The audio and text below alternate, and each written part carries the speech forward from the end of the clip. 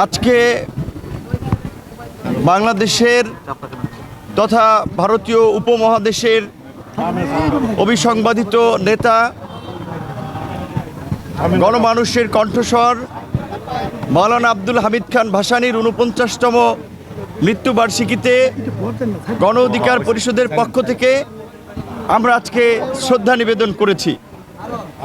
অত্যন্ত দুঃখের বিষয়, অত্যন্ত পরিতাপের বিষয়, আজকে এই শ্রদ্ধা নিবেদন শেষে আক্ষেপ নিয়ে বলতে হচ্ছে, বাংলাদেশের ফ্যাসিবাদের উত্তাল সময়ে দেশের অবরুদ্ধ গণতন্ত্রকে ফিরিয়ে আনার অঙ্গীকার ব্যক্ত করে মজলুম জননেতা মাওলানা ভাসানী যেভাবে এই দেশের গরিব দুঃখী মেহনতি মানুষের অধিকার আদায়ে সোচ্চার ছিলেন, সেই ভাসানীর আদর্শে উদ্বুদ্ধ হয়ে আমরা ২০২১ সালে গণ অধিকার পরিষদ গঠন করেছিলাম। গণ অধিকার পরিষদ গঠনের পর প্রথম কোনো জাতীয় নেতার প্রতি শ্রদ্ধা নিবেদনের জন্যে আমরা ২০২১ সালের সেই ১৭ই নভেম্বর ছুটে এসেছিলাম মাওলানা ভাসানীর এই সন্তোষে। এই টাঙ্গাইলবাসী সহ সারা দেশের মানুষ দেখেছিল সেদিন ভাসানীর প্রতি শ্রদ্ধা নিবেদন করতে এসে ফুল দিতে গিয়ে আমরা রক্ত ঝরিয়ে গিয়েছিলাম, কিন্তু আমরা অঙ্গীকার করেছিলাম আমাদের এই রক্ত বৃথা যেতে দেব না। আমাদের রক্ত ঝরানো বৃথা যায় নাই।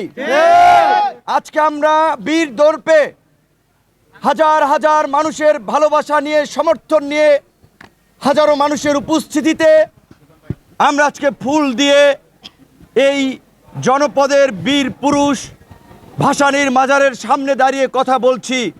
আর সেদিন যারা আমাদের রক্ত ঝরিয়েছিল, আমাদের উপরে হামলা করেছিল, সেই হায়নার আজকে দেশ থেকে বিতাড়িত। কথা রাখছি 10% ধাক্কা দিছি। সেই হায়নার আজকে ওই বন্য পশুর মতোই বনে জঙ্গলে খেতে খামারে ঘুরে বেড়াচ্ছে এবং সীমান্ত দিয়ে পালিয়ে যাওয়ার অপেক্ষায় আছে। মাওলানা ভাসানী যেমনি অত্যাচারী পাকিস্তানি শাসক গোষ্ঠীদের উদ্দেশ্যে ৫৭ সালের ঐতিহাসিক কাকমারি সম্মেলনে ওয়ালাইকুম আসসালাম বলেছিলেন পাকিস্তানিদের উদ্দেশ্যে, শেখ হাসিনাকেও কিন্তু আমরা ওই ২০২১ সালেই আমরা বলেছিলাম এই ভাসানীর মাজার থেকেই আমরা আপনাকে ওয়ালাইকুম সালাম বলতেছি।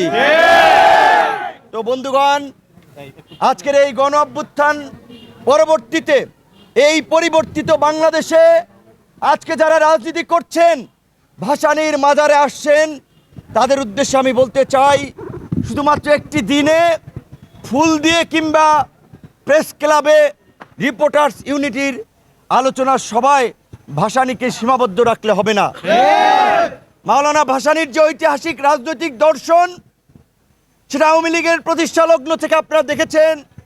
যখন আওয়ামী লীগ ওই সাম্রাজ্যবাদী শক্তির দাবিদারি করার জন্য তারা যখন তৎকালীন পাকিস্তানের বৈদেশিক পররাষ্ট্র নীতিকে বিদেশি নির্ভর করেছিল, পাক মার্কিন চুক্তির প্রতিবাদ জানিয়ে ভাসানী কিন্তু আওয়ামী লীগ ছেড়েছিলেন। যখন দেখেছিলেন ভাসানীর যে রাজনীতি, গরিব দুঃখী মেহনতি শোষিত বঞ্চিত মানুষের অধিকার আদায়ে সোচ্চার থাকা, আওয়ামী লীগ সেই আদর্শ থেকে সরে যাচ্ছে। যেই কারণেই কিন্তু মাওলানা ভাসানী আওয়ামী লীগ গঠনের উদ্যোক্তাদের অন্যতম নেতা হয়েও তিনি কিন্তু শুরুতেই আওয়ামী লীগ থেকে সরে গিয়েছিলেন। এমনকি আজকে আপনাদের টাঙ্গাইলের আরেক বীর সন্তান, আজকে যাদের আদর্শকে অনুসরণ করে আমরা তরুণরা রাজনীতি করছি, আমরা নতুন বাংলাদেশকে এগিয়ে নিয়ে যেতে চাই, আওয়ামী লীগের অন্যতম আরেকজন প্রতিষ্ঠাতা শামসুল হক সাহেব দেখেছেন কিভাবে তাকে পাগল বানিয়ে তাকে শেষ পর্যন্ত মৃত্যুর দিকে ঠেলে দিয়েছিল। এবং ভাসানীর শিষ্য কখনো উস্তাদকে ছাড়িয়ে যেতে পারে না। শেখ মুজিবুর রহমান যেখানে ভাসানীকে পা ছুঁয়ে সালাম করত, দোয়া নিত, আজকে শেখ মুজিবের মেয়ে এই ভাসানীকে অবজ্ঞা করে, অশ্রদ্ধা করে ইতিহাস থেকে মানুষের মন থেকে ভুলিয়ে দিতে চেষ্টা করেছিল। কিন্তু আজকে শেখ হাসিনা নিজেই মানুষের স্মৃতি থেকে বিস্মৃতি হয়ে গেছেন, দেশ থেকে বিতাড়িত হয়েছেন, মানুষের মন থেকে ঘৃণার সাথে বিদায় নিয়েছেন।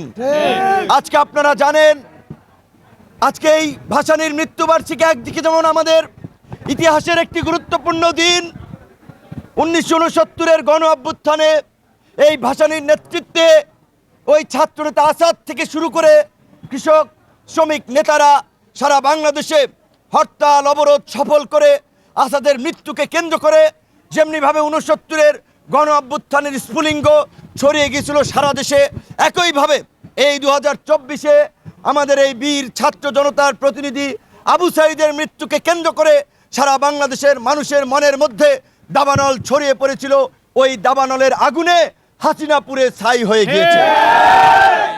আজকে এই গণ অভ্যুত্থানের গণহত্যায় জড়িত, মানবতা বিরোধী অপরাধের সাথে জড়িত শেখ হাসিনা সহ তার দোসরদের বিচার চলছে।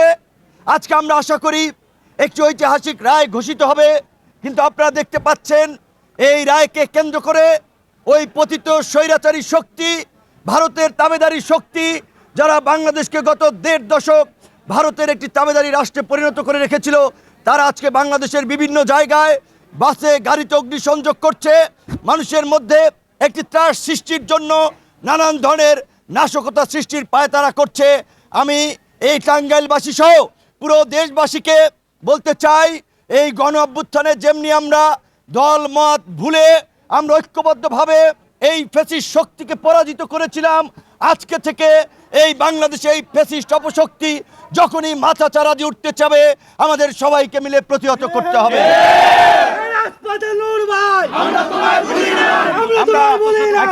পরিষ্কারভাবে একটা পরিষ্কার কথা আপনাদেরকে বলে দিতে চাই, এই দেশে এই 24-এর গণ অভ্যুত্থানের পূর্বে আওয়ামী লীগ এবং বিএনপি দুটো মেজর পলিটিক্যাল পার্টি ছিল।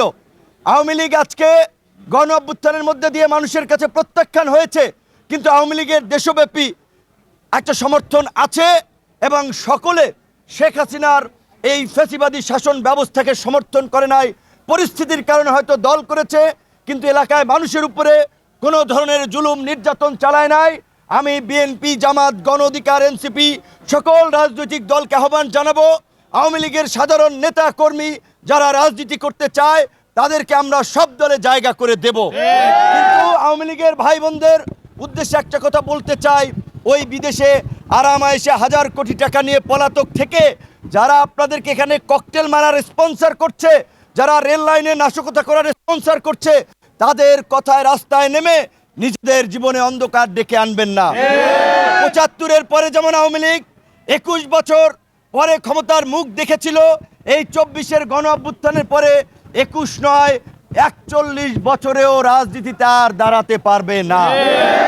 কাজেই আওয়ামী লীগের মরা গাঙ্গে নৌকা বাবার চেষ্টা করে লাভ নাই। আমরা সকলকে সতর্ক করে দিচ্ছি, যেমনি ভাবে ডিএমপি কমিশনার, সিএমপি কমিশনার ওয়্যারলেসে হোক, ডাইরেক্ট হোক, ইনডাইরেক্ট হোক নির্দেশ দিয়েছে, ওই ফ্যাসিবাদী শক্তি নাশকতা করলে, ককটেল মারলে সাথে সাথে গুলি করার। আমরাও পুলিশ প্রশাসনকে অনুরোধ জানাবো, এই গণ অভ্যুত্থানের জুলাই স্মৃতিস্তম্ভে সারা দেশে এই দুষ্কৃতিকারীরা আগুন দিচ্ছে, তারা যদি এই ধরনের অগ্নি সন্ত্রাস করে অবশ্যই আপনারা তাদেরকে গুলি করবেন। এটা আমরা ফ্যাসিবাদের ঠিকানা এই বাংলায় হবে না, শেখ হাসিনার ঠিকানা এই বাংলায় হবে না। এটার জন্য কি আন্দোলন ছিল? এটা কি মানবাধিকার লঙ্ঘন হয়ে গেল না কথাটা? এখন একটা মানুষকে গুলি করার এরকম নির্দেশ দিতে পারে? রাইট, যারা যাত্রী বোঝাই বাসে ককটেল মেরে, পেট্রোল বোমা মেরে মানুষ মারতে চাবে, সেই মানুষের বাঁচার অধিকার আছে, আত্মরক্ষার অধিকার আমাদের সাংবিধানিক অধিকার। নিরীহ কোনো মানুষকে কেউ যদি মিছিল মিটিং করে তাদেরকে গুলি করার জন্য প্রশাসন বলে নাই, বলছে যাদের হাতে ককটেল আছে, যারা বোমা মারতে চায়, নাশকতা করতে চায়, তাদেরকে গুলি করার। এবং অবশ্যই পুলিশের গুলি করার ধরন আছে, পায়ে গুলি করবে, হাতে গুলি করবে, কারণ এই অপশক্তির হাত থেকে দেশকে রক্ষা করার জন্য এখন যদি প্রশাসন এবং রাজনৈতিক দল সম্মিলিতভাবে কঠোর না হয়, তাহলে আগামীতে নির্বাচন হবে না। আর এই নির্বাচন না হলে দেশে আরেকটি 111 তৈরি হবে। আরেকটি 111 হলে এই গণ অভ্যুত্থানের শক্তিসহ পুরো দেশবাসীর উপরে একটা নতুন বিপর্যয় নেমে আসবে। তাই আমরা ভবিষ্যতে কোনো 1-11 হতে দেব না, ওই অপশক্তিকেও মাথাচাড়া দিতে দিব না। আমরা ফেব্রুয়ারিতে জাতীয় নির্বাচনের জন্য সমস্ত রাজনৈতিক দল এখন প্রচার প্রচারণা গণসংযোগে আগামীতে একটি অবাধ, সুষ্ঠু, নিরপেক্ষ নির্বাচন করার জন্যই রাজনৈতিক দলসমূহকে নিজেদের মধ্যে আলাপ আলোচনার মাধ্যমে একটি লেভেল প্লেয়িং ফিল্ডের পরিবেশ সকলকে সৃষ্টি করার জন্য অনুরোধ জানাই। এবং অপশক্তির সাথে কোনো আপোষ নয়, এই পরিষ্কার বাক্য আগামী নির্বাচনের আগে আমরা সকল রাজনৈতিক দলের কাছ থেকে শুনতে চাই। যারা ওই ফেসিবাদকে তোষণ করে ফেসিবাদের সমর্থন নিয়ে রায়ের বিষয়টি আপনারা সাক্ষী, এই সারা দেশের বন্ধুরা সাক্ষী। 28 বছর পরে ডাকসুর বিপি হয়েও এই ঢাকা বিশ্ববিদ্যালয় থেকে এই দেশের যেখানেই গিয়েছি সেখানে রাজপথে আমরা, আমার সহকর্মীরা রক্ত ঝরিয়েছে। এই টাঙ্গাইলের ভাসানীর মাজারেও আমরা রক্ত ঝরিয়েছি এবং এই গণ অভ্যুত্থানেও গণ অধিকার পরিষদের 12 জন নেতা কর্মী সহ 2 সহস্রাধিক মানুষ শহীদ হয়েছে। আমরা চাই এই রায়ের মধ্যে দিয়ে বাংলাদেশ নয়, শুধু পৃথিবীর বুকে গণহত্যা এবং মানবতা বিরোধী অপরাধের বিচারের ক্ষেত্রে একটি দৃষ্টান্তমূলক রায় হবে এবং এই রায়ে শেখ হাসিনা সহ সকল অভিযুক্তদের সর্বোচ্চ শাস্তি, মৃত্যুদণ্ড নিশ্চিত হবে এবং মৃত্যুদণ্ড কার্যকরের মধ্যে দিয়ে এদেশে ভবিষ্যতে যেন কোনো ফ্যাসিস্ট শাসক তৈরি হতে না পারে সেই পথ আগামীর জন্য আমাদেরকে রচনা করতে হবে। এটা আমরা মনে করি।